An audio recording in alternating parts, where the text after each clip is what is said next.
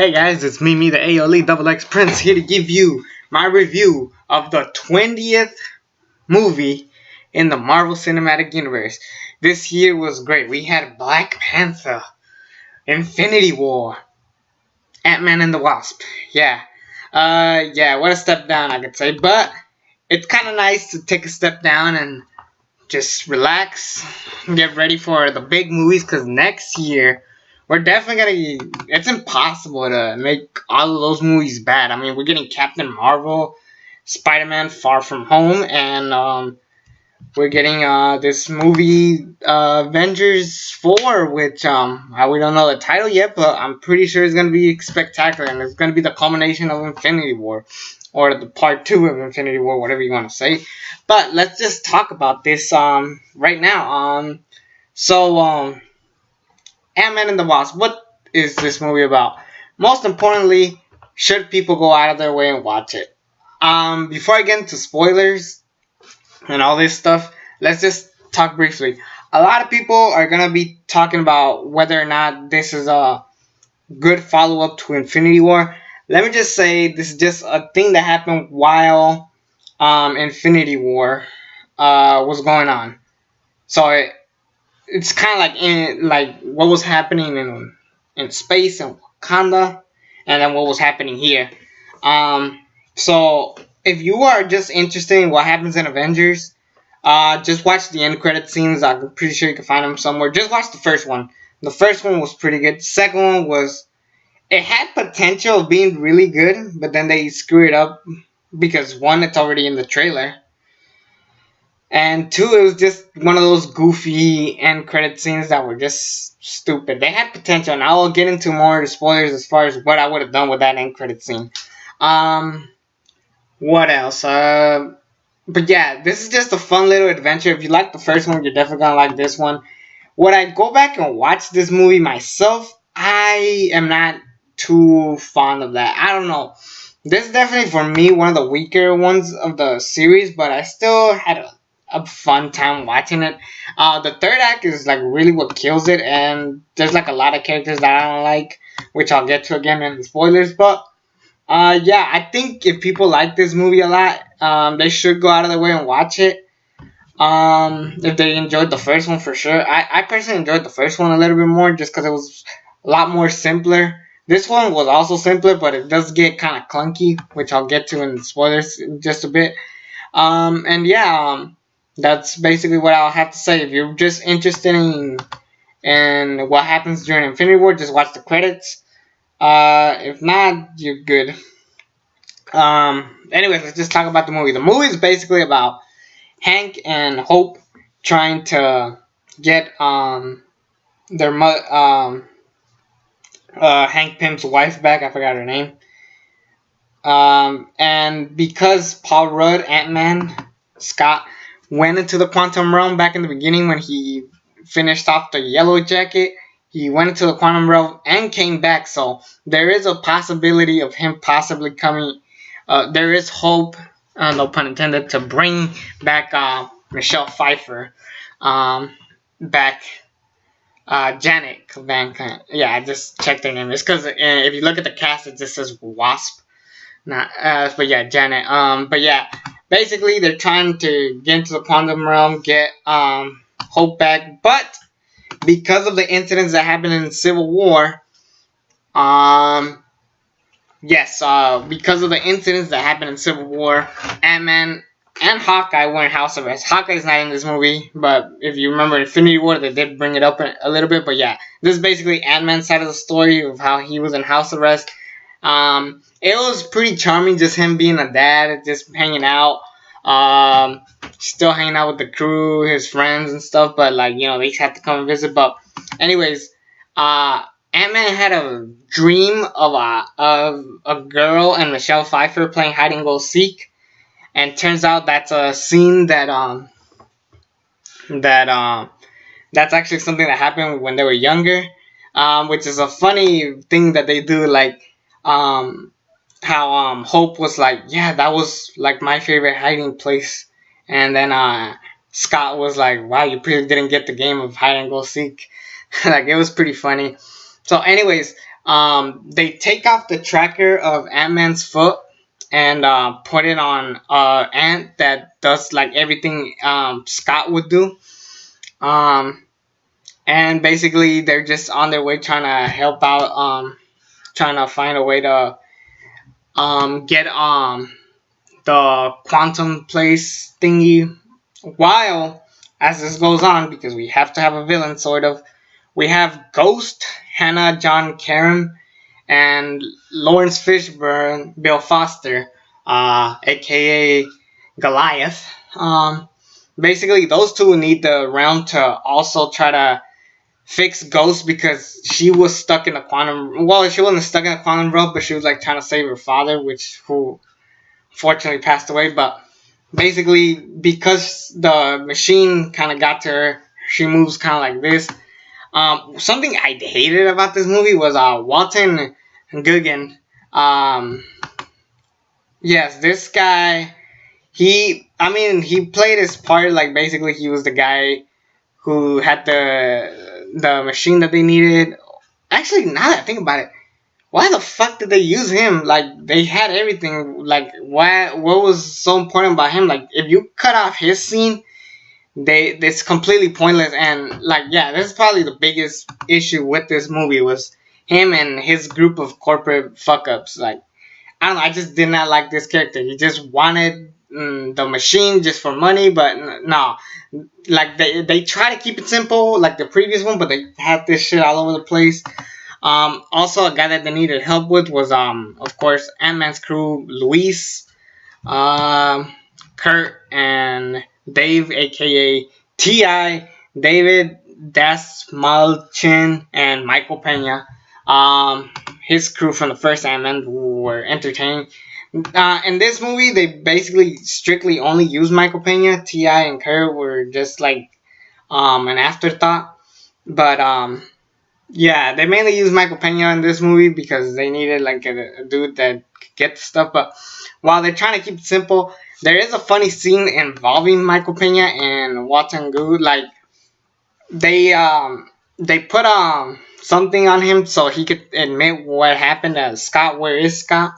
And basically he tells the story of where he is without saying where he is. Like basically they threw back what happened with in the first Ant-Man when he's trying to explain what they needed to steal. Like he was like, oh yeah, well I know a guy that knows a guy, and then this happened, and like yeah, that was pretty funny. That was awesome.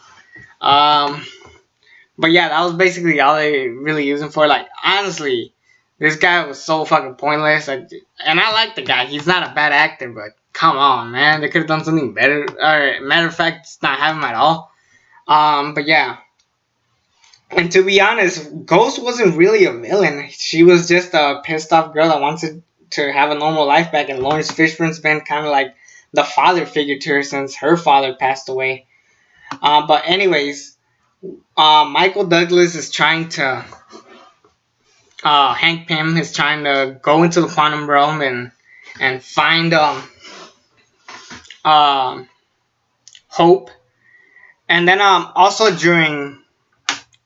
so throughout the movie, you know, the Ant-Man himself, since he threw away the suit, but it turns out it's actually in his daughter's trophy. He has had a new suit, but it's like new suit, so it's like having some technical difficulty. So he'll go big, small once in a while. There's a scene where they go to the school to steal the trophy, and basically, he's like a little kid, which was pretty funny. This movie, I'll give it that. It's fun, it's entertaining, but fuck, if you actually watch this, like as a critic, damn, there's so many issues with it. Like as far as plot goes. But the ending part is what really got me really lazy. So they have a cool chase scene with Wasp and Ant-Man just going back and forth, and Michael Pena. It was really fun. Them going small, big, turning big things small, like the Pez from Hello Kitty and that you see in the trailers. That was awesome. Ant-Man trying to get the Hank Pym's office.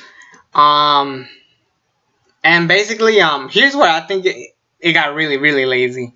So, Hank Pym, as he's trying to find Hope, he's like passing out. He's not feeling so well.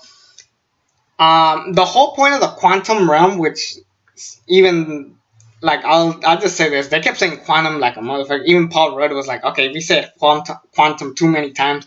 But anyways, when they're in the realm, Michael Douglas is in the realm.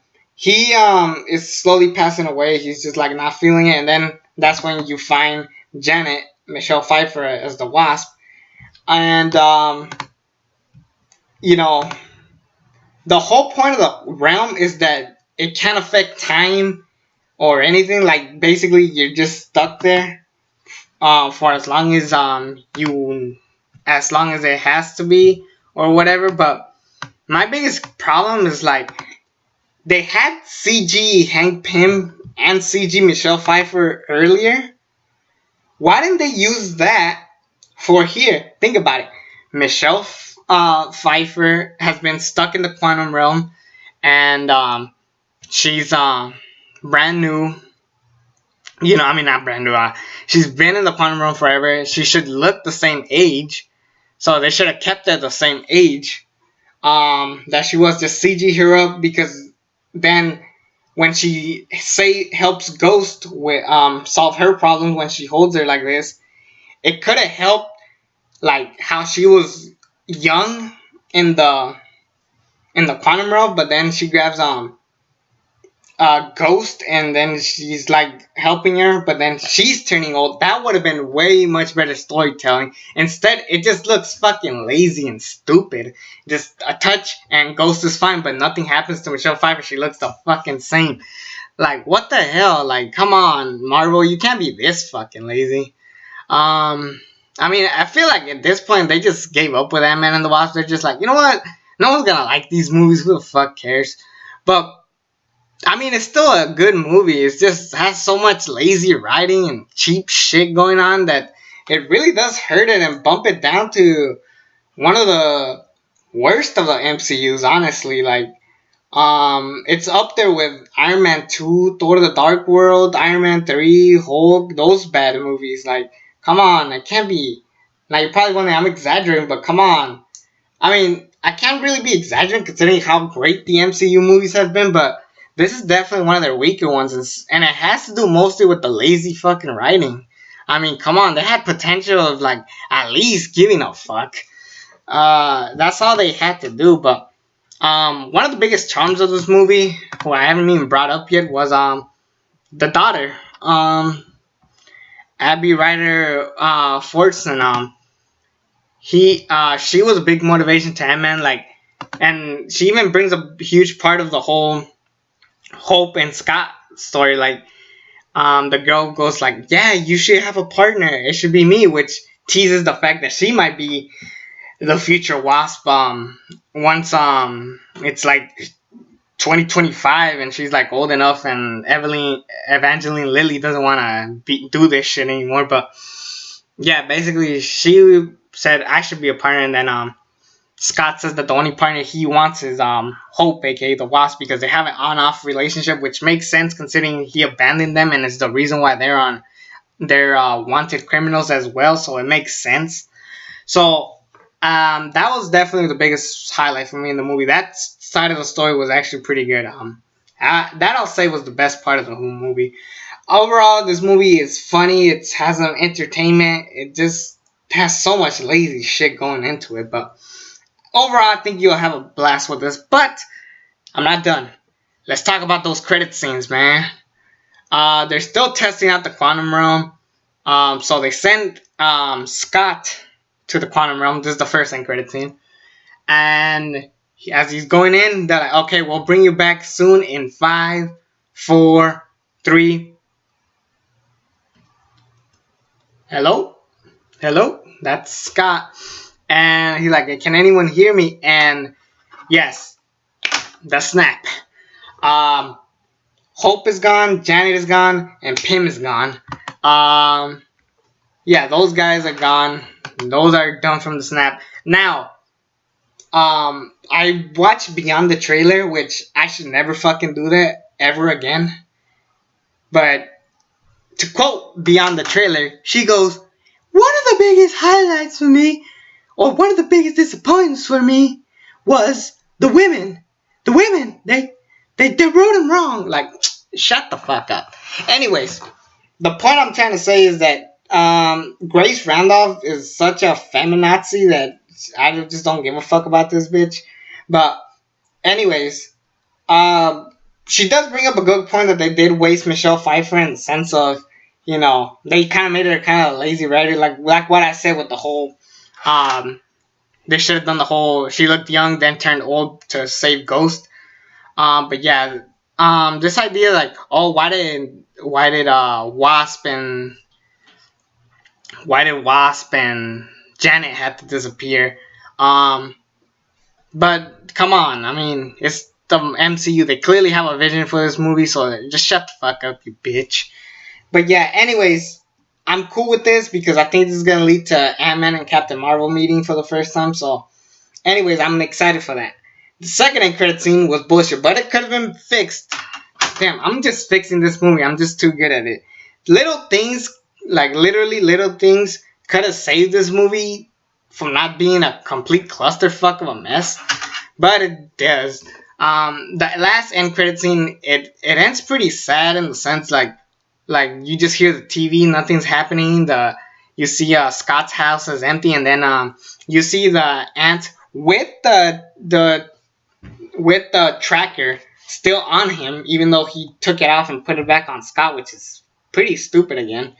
And he's just playing drums. Like, what the fuck? That's in the trailer. Why would they do that? Like, if anything, what I would have done, I would have had the exact same thing with the TV. You can hear it, and then you see, and this is fucked up, but it could have been a bigger impact if you had Scott's daughter in the house, like, Dad,